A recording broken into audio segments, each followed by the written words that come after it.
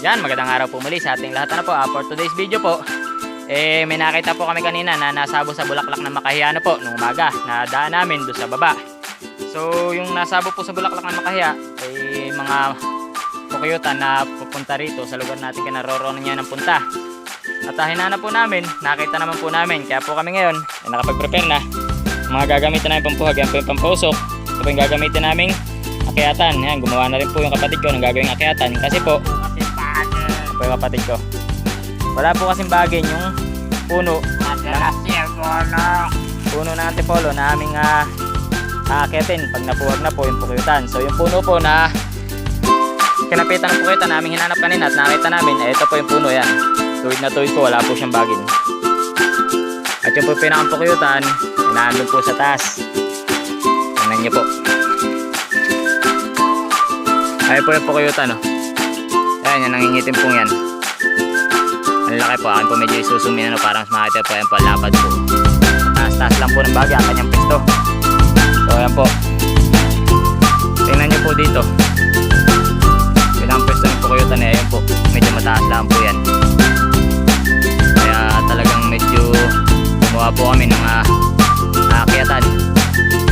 Yung aakyatan po ito, gumawa kami ng disposable tangga-tangga o hagdan. Ito yung kapatid ko. Ayun po. So ano guys, amin po munang papasukan na po. Mamaya po uli, papasukan po muna namin yung pukuyutan na yun sa taas. Mamaya po uli. Amin pong napuhag na, pinausukan na. Puta, sa tala po namin pamuhag. Ito po pinakamatapang na pukuyutan namin napuhag. Po, ngayon lang po kami nakagawa ng ganyang klase ng pausok na ang dami sa babaw. Sa sobrang tapang ko, pinausukan ho namin ayun, nasa ibabaw. Namumuti naman ho, batang bata pa pero sulit po kasi yung kanyang honeycomb ay puting-puti.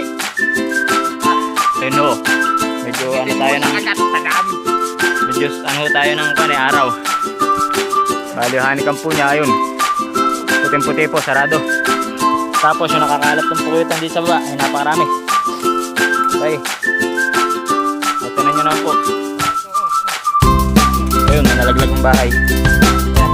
Ay, upo-upo-ulin. Ayun, kagat ko sa noo, sa likod, sa hita, sa binti.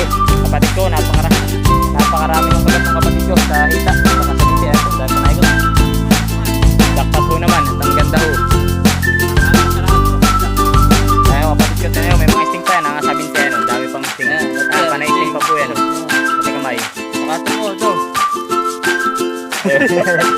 So ngayon lang ho ulit kami naka-encounter ng ganitong katapang. Kasi napakatapang po. Tayo po naman ng mga nasa sa baba. Ang dami nagkalat pa po dyan. Hindi masyadong aninag kasi nasa baba sila. Nagliliparan po ang dami. Dami pinausukan at pinuhagayon po. Full of honey po. Ayun, napakalaki po ng bigil ng kanilang honey ko. Ayun po yun. Kita nyo po yun, namumula yung kulit niya honey. Matapang po sobra. At yung pawis po namin, tinan nyo naman po. Ano yung mga matapang na po namin ngayong taon? Talo po ng makulit ang matapang. Talo ng makulit ang matapang. Hindi namin talaga ito titigal. Hindi nakukuha. Lahat kami nakakagat na. Napakatapang po pero sulit po. Bakit po niya kahit matapang. First time ho nangyari ito. Pausok namin sa buhayo. Para lang ho kami lubayan at talaga napakarami. Pun liliparan. So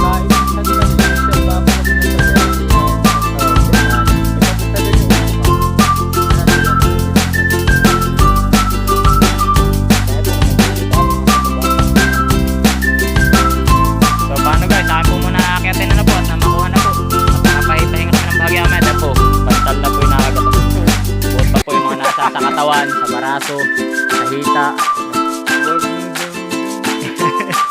Ito kami dalawang hunter. So paano guys? Akin po muna akit mamaya po ulit. So yun, akin pong inakit na. Akala ko po medyo mababa. Hindi ganun kataas yung pala, bantaas po pala. At pakirap pakitin, napakarami pong bagay na nakabalot sa ibabaw pero sa baba wala.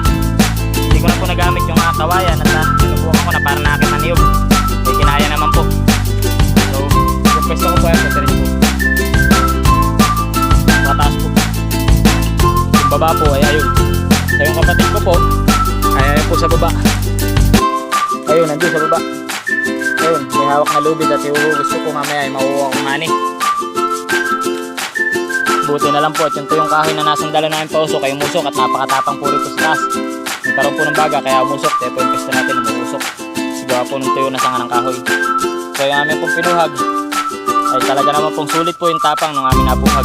Sulit yung kagat at yung hirap ng pag-akayat at pagpapausok. So yung aming po nabuhag ay ito po. Just full of honey. Yan talaga naman po. Ayan po, napakalaki po. Ayan po, tayo kung gano'ng kalaki ang aming nabuhag na yan. Napakalapad po.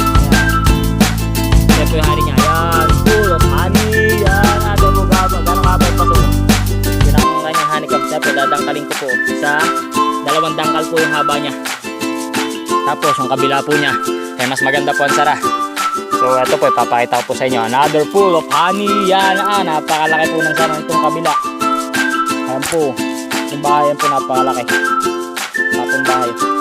Tapos ayan po, full of honey. Yan, talagang ganda po. Pahaba po niya, no? Ang ganda po yan. Sa lumikong yan. Talaga naman po. Sulit po. Sulit po yung aming kagat na po. Yung kagat namin ng pukitan. Yung hirap pagpapusok at pagkakita. Ito yung pawis ko naliligo. Tumutulo po ang pawis. Ayan po. Full of honey po yan. Sulit po. Nakakatuwa po pag panay ganito po yung ating mapupuhagan na po. Ito na po yung daktar. Nagtapo nitong kahin na parang antipolo. Ayan po. Talaga laki po ito. Napakalapad. So paano guys, saan po munang kukunin na po at nangako po yung makababa na. At hirap po yung pwesto. Mabagin itong ibabaw. Pero yung dadaan ng pababa, wala po. Gabot po yung pawis. Tutuloy tayo. Yung kapatid ko po ayun sa baba. Ayun. Naayos po yung kawayan na lalagyan ng lubid. So paano guys, saan po munang kukunin? Mamaya po ulit.